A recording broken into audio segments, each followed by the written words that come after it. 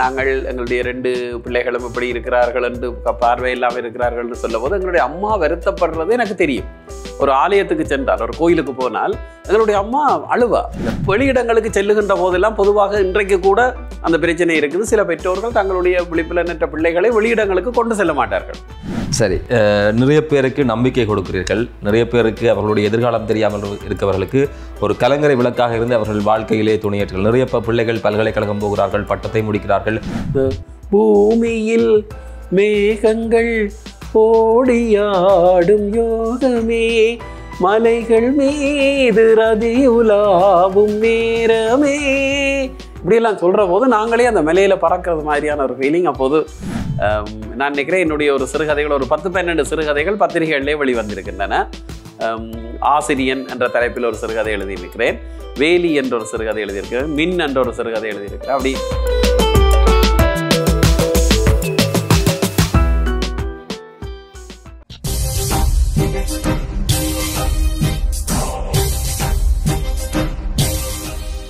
இது நக்கீரன் சபை பிரமுகர்களுடைய அறியப்படாத பக்கத்தை தேடுவது நிகழ்ச்சியின் நோக்கம். வாழ்வகத்தினுடைய இப்போதைய தலைவர் திரு ரவீந்திரன் அவர்கள் கல்வித்துறை சார்ந்த புலமையாளர். நிறைய விஷயங்கள் பேசிக்கொண்டிருக்கிறோம். நீங்கள் வாழ்வகத்தினுடைய தோற்றுவாய் சம்மந்தப்பட்டிருக்கக்கூடிய விஷயங்களை சொல்கிறீர்கள். இந்த வாழ்க்கை வளப்படுவதற்கு ஒவ்வொருவரும் காரணமாக இருப்பார்கள். அந்த பல்கலைக்கழகம் போகிற அந்த நாட்களை பற்றி நீங்கள் குறிப்பிட்டீர்கள். இந்த காப்போத சாதாரண பரீட்சையினுடைய பெறுபர்கள் வருகிற போது, உயர்தர பரீட்சையினுடைய பெறுபர்கள் வருகிற போது, நீங்கள் பல்கலைக்கழகத்துக்கு தகுதி பெறுகிறீர்கள் என்ற தகவல் வருகிற போது உங்களுடைய பெற்றோர்கள், சகோதரர்கள் அதை எப்படி உணர்ந்து கொண்டார்கள்? அந்த அன்னலட்சுமி அம்மா அவர் கூட எப்படி இதை எடுத்துக்கொண்டார்? இல்லை, உண்மையிலேயே அந்த நாட்களை மறக்க முடியாது. அன்னலட்சுமி அம்மாவை பொறுத்த மட்டிலே நான் நினைக்கிறேன் என்னை அவர் ஒரு பிள்ளையாகத்தான் ஏற்றுக்கொண்டார் என்று நினைக்கின்றேன். அவர் பல விடயங்களிலே கண்டித்தும் இருக்கிறார். ஆனால் நல்ல விதமாக என்னை ஊக்கப்படுத்தி உற்சாகப்படுத்தியவர் அவர்தான். அந்த பரீட்சை பெறுபவர்கள் வருகின்ற போது அவர் மகிழ்ந்த அந்த விதம், என்னை பின்பு அதற்கு அப்பால் என்ன செய்ய வேண்டும் என்று வெளிப்படுத்திய அந்த விதம், அவற்றை மறக்க முடியாது. அதோடு என்னுடைய பெற்றோர்கள், எங்களுடைய குடும்பத்தில் இருக்கின்ற இனிய சகோதரர்கள், உறவுகள் அடைந்த மகிழ்ச்சி, உண்மையில் சொல்ல போனால் அந்த நாங்கள் காப்போத சாதாரண தரம், உயர்தரம் சித்தி பெற்று பல்கலைக்கழகம் சென்ற போது எங்களுடைய குடும்பத்தையே எல்லோரும் ஒரு தடவை திரும்பி பார்த்தார்கள் என்று தான் சொல்ல வேண்டும். எங்களுடைய அப்பாவின் பேர் ஆறுமுகம், ஆனால் அவரை மணியண்ணே என்று தான் சொல்லுவார்கள் ஊரில். மணியண்ணே மகன் பல்கலை கேம்பஸுக்கு போயிட்டானாம் என்று சொல்லி கன பேர் பேசியதை எனக்கு தெரியும். மணியண்ணே என்ன செய்து உங்களை வளர்த்த என்ன தொழில் அதை சொல்லவே இல்லை. இல்லை, உண்மையிலேயே அவர் ஒரு அரச உத்தியோகத்தர் அல்ல, சிறிதாக ஒரு கடை வைத்திருந்தார். அப்படியான வேலை செய்துதான் அவர் வாகனங்களும் ஓடி இருக்கிறார், வாகனம் வச்சு ஓடி இருக்கிறார். இந்த பெருவரை நீங்கள் போய் அம்மாட்டையோ அப்பாட்டையோ சொல்லிக்கல, இல்லை அவர்கள் பார்க்கல, இல்லை அவர்கள் அறியக்கல, அவர்கள் எப்படி இதை எடுத்துக்கொள்ள? உண்மையிலே அந்த பெருவர்களை நான் சொன்ன போது அவர்கள் அடைந்த அந்த மகிழ்ச்சி, எங்களுடைய அம்மா எல்லாம், உண்மையிலே எனக்கு அதை எப்படி சொல்வதென்று தெரியவில்லை. ஆனால் நாங்கள் எங்களுடைய 2 பிள்ளைகளும் இப்படி இருக்கிறார்கள் என்று பார்வை இல்லாமல் இருக்கிறார்கள் என்று சொல்லும் போது எங்களுடைய அம்மா வருத்தப்படுறது எனக்கு தெரியும். ஒரு ஆலயத்துக்கு சென்றால், ஒரு கோயிலுக்கு போனால் எங்களுடைய அம்மா அழுவா. இல்லது, இப்படி இந்த பிள்ளைகள் கடவுள் பார்க்க வேணும், நாங்கள் இல்லாத காலத்தில் இந்த பிள்ளைகள் என்ன செய்யும், யார் பாப்பினம் என்று அம்மா கவலைப்படுறது எனக்கு தெரியும். நான் அவன் அழுவதையெல்லாம் நான் அறிஞ்சிருக்கிறேன். ஆனால் எங்களுடைய தகப்பனர் அவர் அப்படியான ஒரு வெளிப்பாட்டையும் காட்டுவதில்லை. அவர் மனசில் கவலை இருந்திருக்கலாம், ஆனால் அவர் அப்படி கவலைப்பட்டதாகவோ அழுததாகவோ எனக்கு தெரியாது. ஆனால் எங்களுக்கு செய்ய வேண்டிய எல்லாவற்றையும் செய்தார். அதாவது எங்களை டியூஷன் வகுப்புகளுக்கு கூட்டிக் கொண்டு போகிறதோ, அல்லது எங்களை பாடசாலைக்கு கொண்டு போய் விடுறதோ, அந்த நேரம் மோட்டார் சைக்கிள் கூட இல்லை, சைக்கிளிலே எங்களை கொண்டு போய் பாடசாலைக்கு விடுவார். அது மாத்திரமில்லை, அந்த வெளியிடங்களுக்கு செல்லுகின்ற போதெல்லாம் பொதுவாக இன்றைக்கு கூட அந்த பிரச்சனை இருக்குது. சில பெற்றோர்கள் தங்களுடைய விழிப்புலனற்ற பிள்ளைகளை வெளியிடங்களுக்கு கொண்டு செல்ல மாட்டார்கள், வீட்டிலே விட்டு செல்வார்கள். ஆனால் எங்களுடைய பெற்றோர்கள் அப்படி ஒருபோதும் செய்ததில்லை. திரைப்படமாக இருக்கலாம், கோயிலாக இருக்கலாம், உறவினர்களுடைய வீடாக இருக்கலாம், எங்கு போனாலும் எங்களை அழைத்து கொண்டு தான் செல்வார்கள். திருமண விழாவாக இருக்கலாம், எதுவாக இருந்தாலும் எங்களை அவர்கள் புறக்கணித்ததில்லை. உண்மையிலே நான் சொல்ல வேண்டும், நாங்கள் ஒரு பெரிய வசதியான குடும்பம் இல்லை, ஆனாலும் செம்மையாக வளர்க்கப்பட்டவர்கள். எங்களுடைய பெற்றோர்கள் அந்த குறையை எங்களுக்கு வைக்கவில்லை, எங்களை சரியான விதத்திலே கொண்டு சென்றார்கள். அது மாத்திரமில்லை, நான் இப்போதும் சொல்லுகின்ற ஒரு விடயம், எங்களுடைய தந்தையார் ஒரு கார் வைத்திருந்தார். அப்போ அந்த காரை அதிலே ஏதாவது ஒரு பழுது பார்க்கின்ற போது, இல்லாட்டி அது சம்பந்தமான ஏதாவது ஒரு விடயம் பெறுகின்ற போது அவர் எனக்கு அதை விளங்கப்படுத்தி சொல்லுவார்.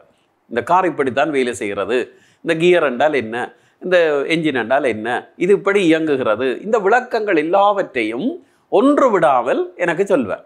அதுக்கு ஒரு உதிரிப்பாகம் மாற்றினால் அந்த பழைய உதிரிப்பாகத்தை கொண்டு வந்து என்னுடைய கையில் தந்து, இதுதான் இப்படி வேலை செய்கிற உதிரிப்பாகம், இந்த பாட்டு இப்படி இருந்தால் தான் இந்த கார் ஓடும், இந்த வீல் இப்படி இருக்கும் என்று எல்லாவற்றையும் எனக்கு விளங்கப்படுது. அந்த உண்மையிலேயே அவர் ஏன் அப்படி செய்தார் என்று எனக்கு இதுவரைக்கும் தெரியாது. இப்போ நான் கார் ஓட போகிறதில்லை, எனக்கு கார் ஓட தெரியாது, நான் ஓட மாட்டேன் என்று அவருக்கு தெரியும்.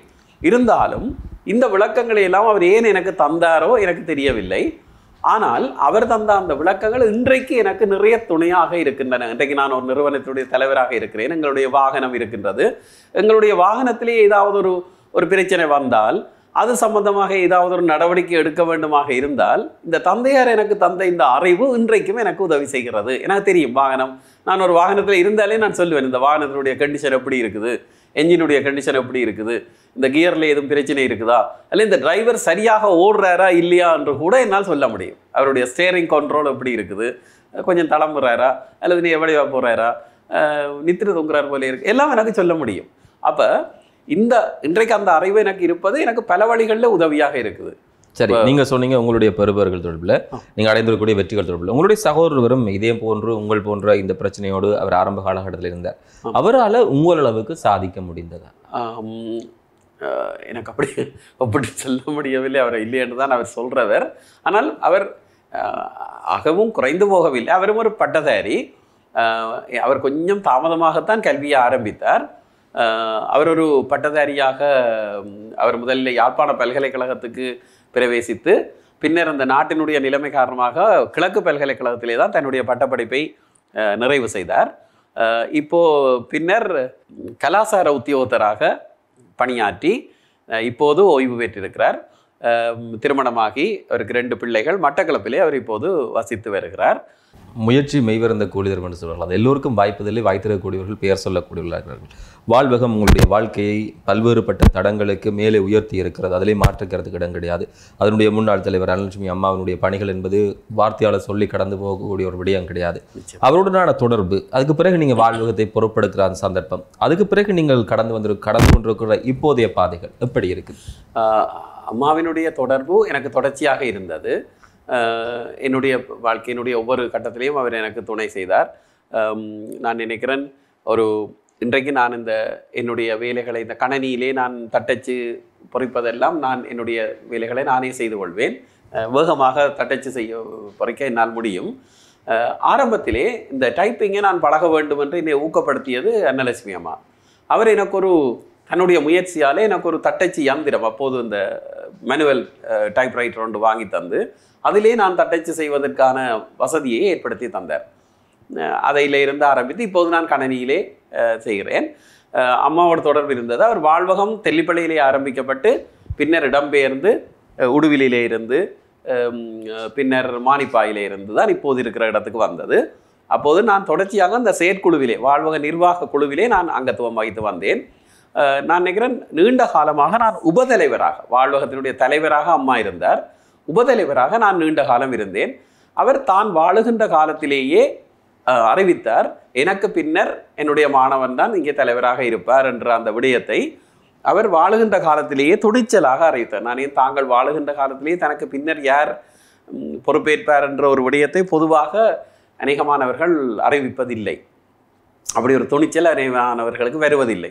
ஆனால் அன்னலட்சுமி அம்மா அவர்களிலிருந்து மாறுபட்டவராக பகிரங்கமாக அவர் சொன்னார், இவர் தான் எனக்கு பின்னர் வாழ்வகத்தை நடத்துவார் என்று அவர் சொன்னார். 2004ஆம் ஆண்டு நான் வாழ்வகத்திலே அவருடனே இருந்து அவர் எனக்கு வேண்டிய பயிற்சிகள், அதாவது ஒரு நிறுவனத்தை நடத்துவதற்கான அடிப்படையான பயிற்சிகளை எல்லாம் எனக்கு அவர் வழங்கினார். 2006ஆம் ஆண்டு தான் அவர் சடதியாக நோய்வாய்ப்பட்டு செப்டம்பர் மாதம் 11ஆம் தேதி நோய்வாய்ப்பட்டு ரியடி சேர்ந்தார். அது வரைக்கும் அதன் பின்னர் உண்மையிலே எனக்கு நானும் அதை எதிர்பார்க்கவில்லை, ஒரு சடதியாக ஏற்பட்ட ஒரு மரணம்தான். அப்போ அதன் பின்னர் நான் எப்படி இந்த பாரிய பொறுப்பை, அம்மா இருக்கிற போது எனக்கு அந்த சுமை தெரியவில்லை. நான் எல்லாம் உதவி செய்வேன், ஆனாலும் அவர் பொறுப்புகளை பார்த்து கொள்வார். ஆனால் அவர் சர்தியாக அவர் இறையடி சேர்ந்து விட்டார் என்ற உடனே என்னால் கொஞ்ச நாள் அதை ஏற்றுக்கொள்ள முடியவில்லை. எப்படி நான் இதை பொறுப்பேற்பேன் நடத்துவேன் என்று அப்படி ஒரு இது இருந்தது. ஆனாலும் அவர் காட்டிய வழியில் என்னால் நடக்க முடிந்தது. மற்றதில் முக்கியமான ஒரு விடயம், என்னுடைய அந்த பயணத்திலே என்னுடைய மனைவி எனக்கு உறுதுணையாக இருந்தார். சரி, இந்த விடயம் தொடர்பில் நாங்கள் பேசலாம். அதுக்கு முதல் நீங்கள் ஒரு ஆசிரியராக வந்தீங்க, பட்டப்படிப்பை முடிச்சிங்க. இதெல்லாம் முடிக்கணும் அப்படி என்ற ஒரு உந்துதல் ஏன் உங்களுக்குள்ள வந்தது? இல்லை, நான் கல்வி கற்றுக்கொண்டிருக்கிற போது அந்த ஒரு கட்டத்துக்கு மேலே நான் இப்போ இந்த கல்லூரியிலெல்லாம் வந்ததுக்கு பிறகு அந்த கல்வியிலே மேம்பட வேணும் என்ற ஒரு எண்ணம் எனக்கு இருந்தது. ஏனைய மாணவர்கள், சாதித்த மாணவர்களை பற்றிய தகவல்கள் எல்லாம் வருகின்ற போது நானும் அப்படி வர வேண்டும் என்ற ஒரு எண்ணம் இருந்தது. நான் ஆரம்பத்திலே சொன்ன போல எனக்கு ஒரு இருந்தது, என்னுடைய எதிர்காலம் சிறக்க வேண்டுமாக இருந்தால் இந்த கல்வியை தவிர வேறு வழி இல்லை என்ற ஒரு சிந்தனை எனக்கு மெல்ல மெல்லமாக வளர்ந்து வந்தது. நான் நினைக்கிறேன் அதுதான். சரி, ஒரு பக்கம் உங்களுடைய வளர்ச்சி வார இருக்க முக்கியமான விடயங்களுக்கு உங்களோட மனைவி உறுதியாக இருந்திருக்கிறார். உங்களுடைய திருமணம் பற்றி சொல்லுங்கள். பேச்சு திருமணமா காதல்? இல்லை, காதல் திருமணம். யார் முதலில் அந்த காதலை சொன்னது? உண்மையிலே அது யார் மனசு உண்மையில முதலில் யார்? 2 பேரும் தான் காதலிச்சு. நாங்கள் பல்கலைக்கழகத்தில் அவள் என்னோட பயின்ற ஒரு சக மாணவி. நாங்கள் ஒட்டுசுட்டான், முல்லைத்தீவு மாவட்டத்தினுடைய ஒட்டுசுட்டான் கிராமத்தை சேர்ந்தவர். நாங்கள் ஆரம்ப காலத்தில் எனக்கு அவர் அவ்வளவு அறிமுகம் இல்லை. பின்னர் நாங்கள் சமூகவியல் பாடத்தை ஒரு பாடமாக எடுத்து கல்வி கற்ற போது அந்த சமூகவியலில் இருந்த மாணவர்கள் எல்லோரும் கொஞ்சம் குறைய பேர் தான். அதில் நான் நினைக்கிறேன் ஒரு 15-20 பேர் இருப்பார்கள். அப்போ அவர்களிடத்திலே ஒரு கூடுதலான உறவு இருந்தது. அப்போதுதான் எனக்கு மனைவியை அவரை கூட அறிமுகமானார். அப்போயே யோசிச்சிங்களா இவங்க தான் மனைவி? அதில் அப்போது உண்மையில் இவர் தான் மனைவி என்று யோசிக்கலை. கணக்க பேர் எனக்கு என்னோடு எல்லா மாணவிகளும் என்னோடு நல்ல விதமாக நடந்து கொள்வார்கள். அவர் தான் என்று நான் நினைக்கவில்லை. ஆனால் காலம் போக்கிலே படிப்படியாக அது எப்படி அதில் என்ன நடந்து? இப்போ அவ்வளோ பேர் இருந்தார்கள், அவரை மட்டும் நீங்கள் தேர்வு செஞ்சீங்கன்னு சொன்னால் அப்படி என்ன? இல்லை, அவர் எனக்கு அந்த நூல்கள், எங்களுக்கு தேவையான நூல்களை தேடி எடுத்து அவற்றை வாசித்து எனக்கு உதவுவார். அவர் அப்படி நூல்களை வாசித்து கொண்டிருந்தார். பிறகு அவரை நேசிக்க வேண்டிய ஒரு சொன்னது அது சொன்னது நான் தான். ஆனால் அந்த அவர் சொல்ல இல்லை, அவருடைய செயற்பாடுகள் எனக்கு சொல்லாமல் சொன்ன மாதிரி இருந்தபடியாக நான் சொன்னேன். சரி, நீங்கள் சொல்கிற போது அங்கேருந்து என்ன பதில் வந்துச்சு? இல்லை, பதில் எனக்கு சாதகமாக தான் வந்தது. நான் எப்படி வருமோ தெரியாதுன்னு பயந்து தான் சொன்னேன். நான் அப்படி ஒன்றும் நடக்கல. பிறகு பின்னாட்டில் குழந்தைகள் அவர்கள் என்ன செய்கிறார்? பிள்ளைகள்? என்னுடைய பிள்ளைகள், எனக்கு 3 பிள்ளைகள், 2 மகள், 1 மகன். அவர்கள் என்னுடைய பெண் பிள்ளைகள் இருவரும் திருமணமாகிவிட்டார்கள். என்னுடைய மூத்த மகள் ஹெட்டன் நேஷனல் பேங்கில் பணியாற்றுறார், HNBயில். 2வது மகள் NTB நேஷன் ட்ரஸ்ட் பேங்கிலே பணியாற்றுறார். இருவரும் திருமணமாகி 2வது மகளுக்கு 2 பிள்ளைகளும் இருக்கிறார்கள், பேர பிள்ளைகளும் 2 பேர் இருக்கிறார்கள். மற்றது மகன், 3வது மகன், அவர் எங்களோடு இருக்கிறார். அவர் ஹேலிஸ் கம்பெனியில் இப்போது பணியாற்றுறார். சரி, ஒரு பக்கம் வாழ்க்கை இப்படி நடந்து போகிறது. உங்களுடைய வாழ்க்கையில் நிறைய பேர் வந்து போய்க்கணும், ஒவ்வொரு பாடங்களை கொடுத்துருப்பார்கள். யாருக்காவது நன்றி சொல்ல வேண்டும் என்று சொன்னால் யாருக்கு சொல்வீர்கள்? உண்மையிலேயே நாங்கள் ஆரம்பத்தில் நாங்கள் சொல்லுவோம், அந்த நன்றி யாருக்கு நன்றி ஒருவருக்கு சொல்ல முடியுமா? நான் பட்ட கடன் எத்தனையோ பூமியில் பிறந்து என்று சொன்ன மாதிரி கனவேறு நாங்கள் சொல்ல வேண்டும். பெற்றோரையும் மறக்கக்கூடாது, எங்களை உருவாக்கிய ஆசிரியர்களை மறக்கக்கூடாது. ஆரம்பத்திலே எனக்கு ஆனா சொல்லி தந்த ஆசிரியர்களுக்கு நாங்கள் எப்போதும் நன்றியாக இருக்க வேண்டும். முக்கியமாக எங்களுடைய அன்னலட்சுமி அம்மா, அவருக்கு நான் மிகவும் நன்றியாக இருக்க வேண்டும். என்னுடைய பல உயர்வுகளுக்கு, பல நிமிர்வுகளுக்கு காரணமாக இருந்தவர் அவர். அப்போ அவருக்கு நான் எப்பயும் நன்றி. நான் எப்பயும் அவரை மறப்பதில்லை. எங்களுடைய வாழ்வகத்திலே அவருடைய சமாதி இருக்கிறது, அவருடைய நினைவாலயம் இருக்கிறது. நான் காலையிலே எழுந்து வெளியில் வந்தபோது முதலாக நான் செல்வது அவருடைய நினைவாலயத்துக்கு தான். அங்கே சென்று அவரை, அந்த சமாதியை வணங்கிவிட்டு தான் என்னுடைய மற்ற பணிகளை நான் ஆரம்பிப்பேன். ஒவ்வொரு தினமும் நான் அதைத்தான் செய்து வருகிறேன். அந்த வகையில் அவரை மறக்க முடியாது. மற்றது என்னுடைய குடும்பத்தவர்கள், என்னுடைய மனைவி, பிள்ளைகள், அவர்களையும் நான் மறக்க முடியாது. அவர்களுக்கு நன்றி சொல்லலாமா? அவர்கள் என்னுடையவர்கள் தானே. அவர்களுக்கு நன்றி என்பதை விட ஆழ்ந்த அன்பை தெரிவிக்கலாம்.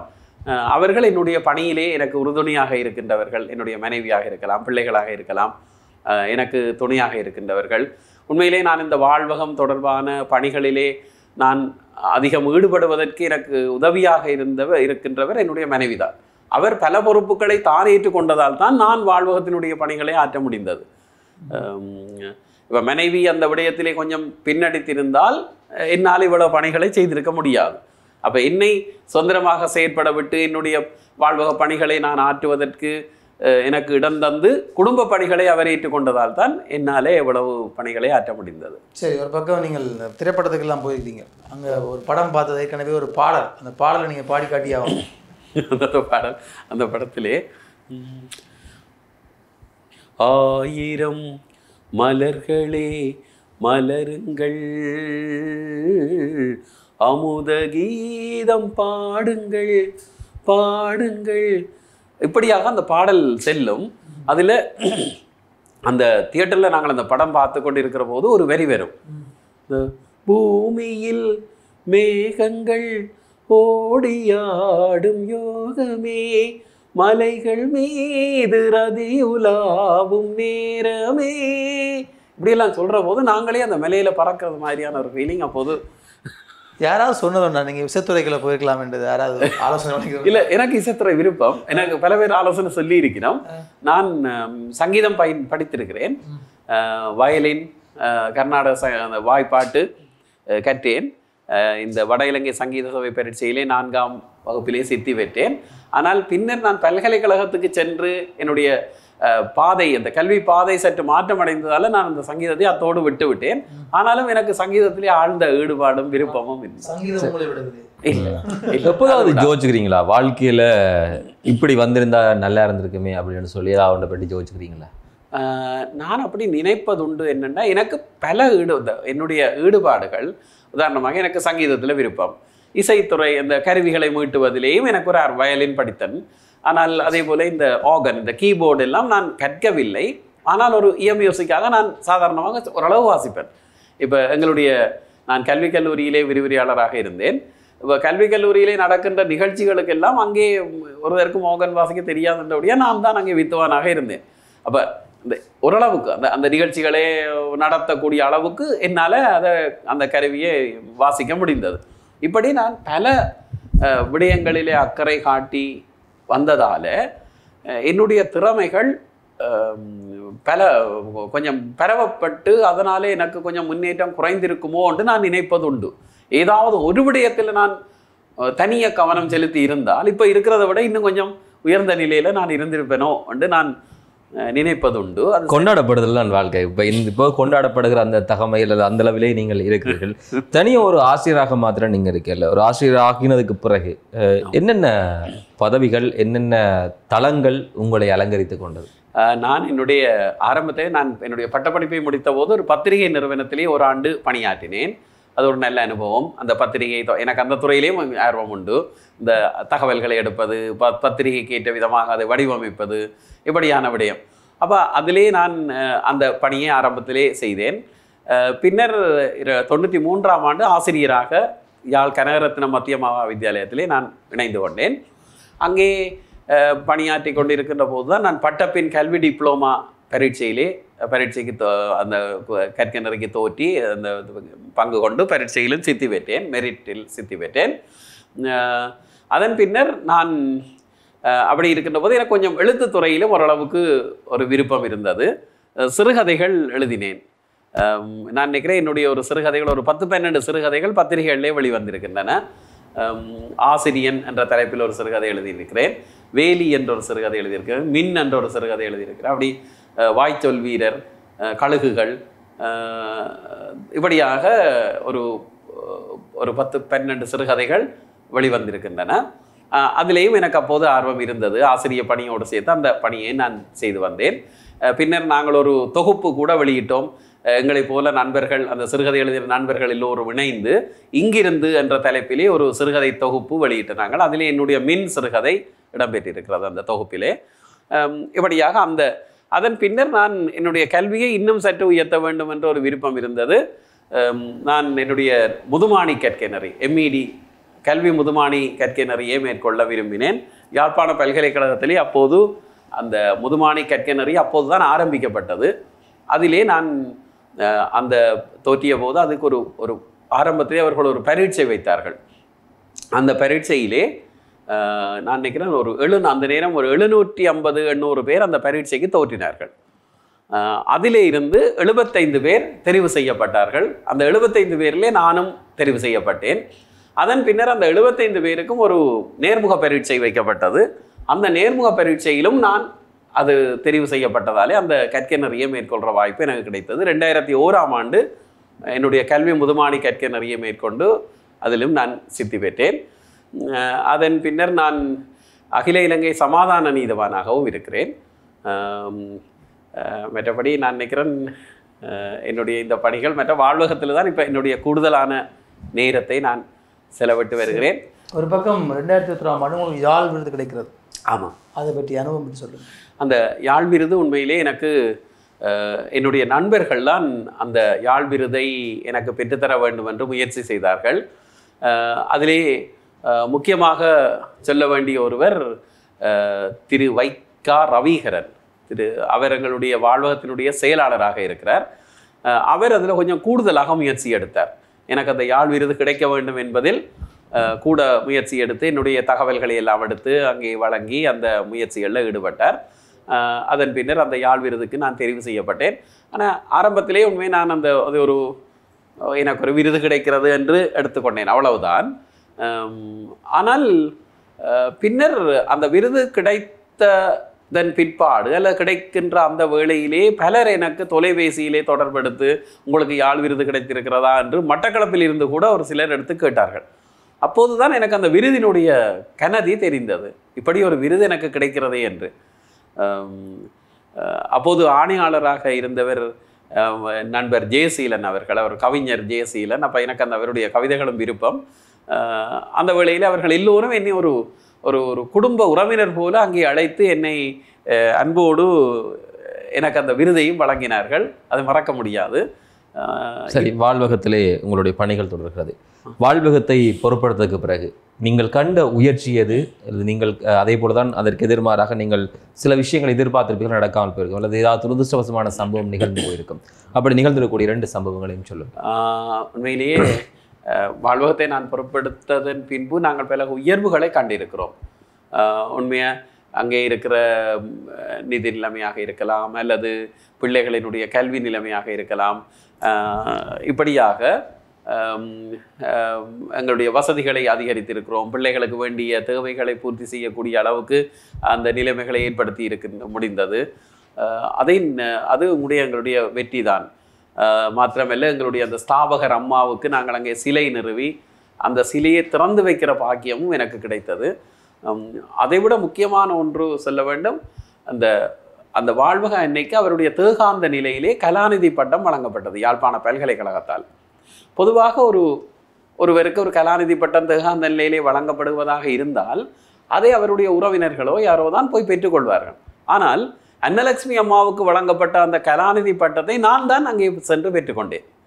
நான் நினைக்கிறேன் அப்படியான ஒரு வாய்ப்பு வேறு யாருக்கும் கிடைக்கும் என்று. அப்படி அது எனக்கு ஒரு பெரிய ஒரு மறக்க முடியாத ஒரு கடவுள் தந்த ஒரு வரம் என்று தான் நான் நினைக்கிறேன். அவருடைய அந்த பட்டத்தை பல்கலைக்கழகத்திலே நான் மனைவியும் என்னோட அருகிலே இருந்தார். நாங்கள் தான் அந்த பட்டத்தை போய் பெற்றுக்கொண்டு வந்தோம். அப்போ அந்த வகையிலே நிமிர்வுகள் அதிகம். தோல்விகள் என்று சொல்லுகிற போது நான் இதை சொல்லலாம் என்று நினைக்கிறேன். ஆனால் ஒன்று, எங்களுடைய வாழ்வகத்தினுடைய விளையாட்டுத் துறையை இன்னும் கொஞ்சம் மேம்படுத்த வேணும் என்று நான் பல காலமாக நினைத்திருந்தேன். அதை ஓரளவு செய்ய முடிந்தது. ஆனாலும் அது கொஞ்சம் போதாது என்று நான் நினைக்கிறேன். எங்களுடைய பிள்ளைகளுக்கு விளையாட்டிலே ஆர்வம் உண்டு. ஒலிம்பிக் வரைக்கும் அவர்களை பேரா ஒலிம்பிக் வரைக்கும் கொண்டு செல்ல வேண்டும் என்ற விருப்பம் நீண்ட காலமாக இருந்தாலும் அதை செய்ய முடியவில்லை. ஆனால் காலம் நிச்சயமாக இவ்வளவு தூரம் செய்திருக்கக்கூடிய உங்களுக்கு அதற்கும் வழி கிடைக்கும், அல்லது அந்த வாய்ப்புகளும் கிடைத்த அந்த பிள்ளைகளும் வெற்றியாக மாறுவார், அந்த நம்பிக்கை இருக்கிறது. சரி, வாழ்வகத்தை அம்மா நடத்தினா, அம்மாவுக்கு பிறகு உங்களுக்கு திருமணமாக உங்களுக்கு குழந்தைகள் இருக்கிறது, அதுக்கு பிறகு இந்த பொறுப்பை நீங்கள் தூக்கி சுமந்து பயணிக்க வேண்டும் என்ற யோசனை ஏன் உங்களுக்குள்ள வந்தது? இல்லை, உண்மையிலே தான். என்னென்றால் அம்மா அடிக்கடி சொல்லுகிற ஒரு விடயம், நீங்கள் மட்டும் நல்லா இருந்தால் போதாது, உங்களை போல இருக்கிற பிள்ளைகளையும் நீங்கள் தூக்கி விட வேண்டும் என்று அடிக்கடி அம்மா சொல்லுவார். அப்போ அதை நான் மறக்கவில்லை. அது மாத்திரமல்ல, நான் சொன்னது போல உண்மையிலேயே நான் எனக்கு அம்மா ஒரு தனி நபராக இருந்தவர், செல்வியாக இருந்தார். அவர் திருமணமாகவில்லை. அவர் வாழ்வகத்தோடையே இணைந்து வாழ்வகத்தோடையே வாழ்ந்து தன்னுடைய வாழ்வை அர்ப்பணித்தார். ஆனால் நான் அப்படி எனக்கு குழந்தைகள், மனைவி எல்லாம் இருக்கு. அப்படி இருந்தும் நான் என்னுடைய உழைப்பை அல்லது என்னுடைய முயற்சி முழுவதையும் வாழ்வகத்திலே செலுத்தி நான் பணியாற்றுவதற்கு துணையாக இருந்தவர்கள் என்னுடைய குடும்பத்தவர்கள், என்னுடைய மனைவி மற்றும் அதுக்கு பிறகு என்னுடைய பிள்ளைகள். அவர்கள் எனக்கு வழங்கிய அந்த ஒத்துழைப்பு தான் என்னுடைய அந்த பணிக்கு காரணம் என்று நான் சொல்ல வேண்டும். சரி, இறுதியாக ஒரு சரியான கேள்வி கேட்கணும். என்னென்னு சொன்னால், உங்களுக்கு பிடித்தமான உணவு எது? அதுலேயும் யார் சமைத்த உணவு பிடிக்கும்? மனைவி சமைத்த உணவா இல்லை அம்மா சமைத்த உணவா? பிடித்தமான உணவு இல்லை, மனைவி சமைத்த உணவு. அவர் நல்லா திருப்பி விட்ட போகணும். இல்லை, அம்மாவே கொடுக்கலாது. இல்லை, அவர் நன்றாக சமைப்பார். பொதுவாக எனக்கு உணவுகளில் அநேகமாக அந்த பிடித்தமான உணவு என்று இதை சொல்ல எனக்கு. சரி, சைவமா அசைவமா? இல்லை, அசைவம் தான் எனக்கு விருப்பம். என்ன, நான் சொன்னேன் ஆரம்பத்தில், நான் கொஞ்சம் இப்போது அப்படி இல்லை, நான் ஒரு இளைஞனாகவோ அல்லது சிறுவனாகவோ இருந்த காலத்தில் எனக்கு இந்த அசைவம் இல்லைன்னு சொன்னால் சாப்பாடு இறங்காது. அப்படி ஒரு காலம் இருந்தது. அப்போ அந்த நேரத்தில் நான் அந்த நேரம் சும்மா ஏதோ சாப்பாடை போட்டு ஏதோ ஒரு பேருக்கு கையை வச்சுட்டு விட்டுட்டு வந்துடுவேன், சாப்பிட மாட்டேன். ஆனால் இப்போது அப்படி அல்ல. அப்போ அதனாலே எனக்கு அசைவம் தான் கூட விருப்பமாக இருக்கும். சரி, நிறைய பேருக்கு நம்பிக்கை கொடுக்கிறீர்கள். நிறைய பேருக்கு அவர்களுடைய எதிர்காலம் தெரியாமல் இருக்கவர்களுக்கு ஒரு கலங்கரை விளக்காக இருந்து அவர்கள் வாழ்க்கையிலே துணையேற்றல். நிறைய பிள்ளைகள் பல்கலைக்கழகம் போகிறார்கள், பட்டத்தை முடிக்கிறார்கள், உயரிய நிலை அடைகிறார்கள். அது அம்மாவுக்கு பிறகு அந்த பொறுப்பை எடுத்து நீங்கள் செய்கிறதால தான் இவ்வளவு வரைக்கும் இந்த வாய்ப்பும் கிடைக்குது. என்றால் ஒவ்வொரு பெறுபர்களும் வெளியாகிற போது கணிசமானவர்கள் அங்கிருந்து மிக உயர்ந்த நிலைகளை பெறுபர்களாக பெறுகிறார்கள். பார்வை புலனை இழந்ததுக்கு பிறகு வாழ்க்கை இல்லை என்று தொலைப்பவர்களுக்கு நீங்கள் ஒரு அடையாளமாக இருக்கிறீர்கள். எங்களாலும் சாதிக்க முடியும் என்ற ஒரு நம்பிக்கையினுடைய விளக்காக இருக்கிறீர்கள். நிகழ்ச்சியினுடைய நிறைவுப்பாகத்துக்கு வந்துக்கிறோம். நிகழ்ச்சி எப்படி இருந்துச்சு? ஓகே, நல்ல ஒரு நிகழ்ச்சி. உண்மையிலேயே அந்த பிட்டை முன்னாலே வச்சுக்கொண்டு உண்டு சாப்பிட்டு கொண்டு விடயங்களையும் பிட்டு வைக்கின்ற ஒரு அற்புதமான நிகழ்ச்சி. ஒரு நல்ல சூழலில் ஒரு மனம் விட்டு நாங்கள் சில விடயங்களை பேச கிடைத்த ஒரு வாய்ப்பு. ஐபிசி எங்களுக்கு புதிய ஐபிசி இருக்கின்றவர்கள் எங்களுக்கு புதியவர்கள் அல்ல, தொடர்ச்சியாக எங்களோடு தொடர்பிலே இருக்கின்றவர்கள். எங்களுடைய பிள்ளைகள் சாதனை படைக்கின்ற போது ஓடி வந்து அந்த விடயத்தை வெளிக்கொணர்கின்றவர்கள்.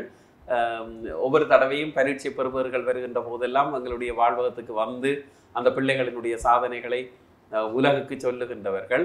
அந்த வகையிலே அப்படிப்பட்ட ஒரு நிறுவனத்திலே இருந்து, ஒலிபரப்பு நிறுவனத்திலே இருந்து இப்படியாக கதைக்க கிடைத்த இந்த வாய்ப்பு உண்மையிலே சந்தோஷத்தை தருகிறது, மகிழ்ச்சியாக இருக்கின்றது. சரி, இன்றைய நிகழ்ச்சியிலே திரு ரவீந்திரன் ஐயா அவர்கள் நாங்கள் நிகழ்ச்சியில் சேர்த்து கொண்ட நோக்கம் இது போல நிறையவர்கள் உருவாக வேண்டும்.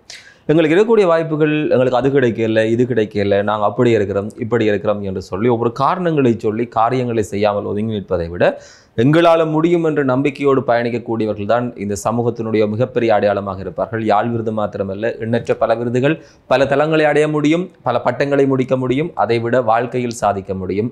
அந்த சாதித்ததுக்கு பிறகு நிறைய பேருக்கு ஒரு கலங்கரை விளக்காக இருக்க முடியும். இவ்வளவு விஷயங்களுக்கு பிறகு ஒரு மனிதன் இதை விட வேறு என்ன தேவைப்படுகிறது? அந்த அளவு தூரம் பலரை வாழ்வித்துக் கொண்டிருக்கக்கூடிய ஒரு ஒப்பற்ற மனிதனை இந்த நிகழ்ச்சி அடையாளப்படுத்தியிருக்கிறது. வருகிற வாரம் இன்னும் அதிகளோடு சந்திக்கலாம். அதுவரையில் விடைபெறுகிறோம். இணைந்து கொண்டவர்களுக்கு நன்றிகளையும் வாழ்த்துக்களையும் சொல்லிக்கொண்டு விடைபெற்றுக் கொள்ளும் நாங்கள் என்று பேன்பின் ஹலோ கணநாதன் உஷாந்தன். வணக்கம் நேர்களே. நன்றி, வணக்கம்.